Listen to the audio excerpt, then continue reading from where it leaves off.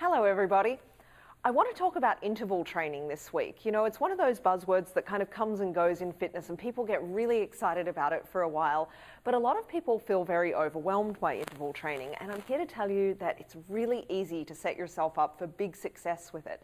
Now, often when people think about interval training, they immediately think of doing sprints, and that is absolutely one of the easiest ways to do intervals. Now, the reason we like intervals is because it burns a whole lot of calories, lots and lots and lots, and it's really good for your cardiovascular, because the idea of an interval is that you push yourself really hard for a short period and then rest. And you know, we've done this lots of times with our cardio challenges where we do a sprint and then walk it off, and sprint and walk it off. And like I said before, you can burn so many more calories than you do if you just go for a longer but more consistently paced walk or jog. So the thing with intervals though is that some people can't sprint, or maybe don't want to, or maybe they've done it before and they just need to change it up.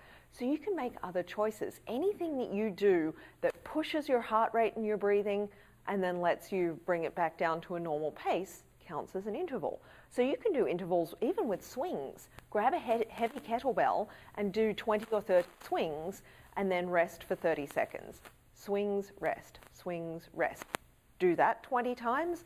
That's a serious workout. You can also do a lot of different intervals outside.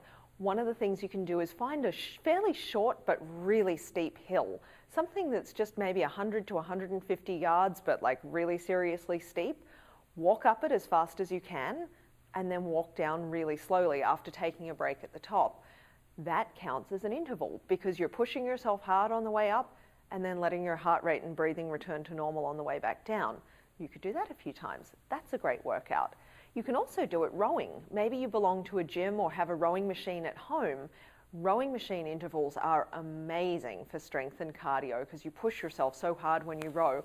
Do get somebody to show you though how to have proper form on the rowing machine, because it's easy to get funky posture, you know, when people hunch forward and you see them do that. So make sure you've got your posture right, but rowing machine intervals are hugely effective.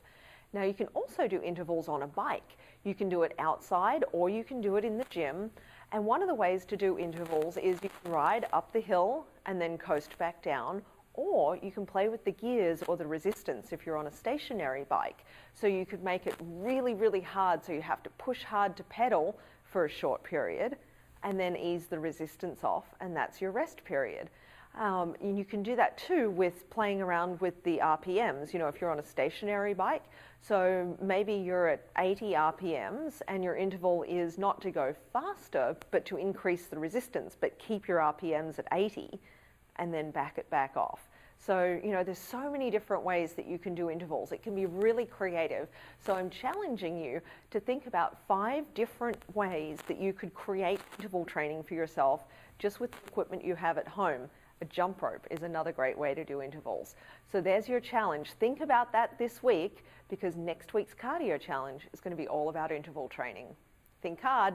See you Saturday.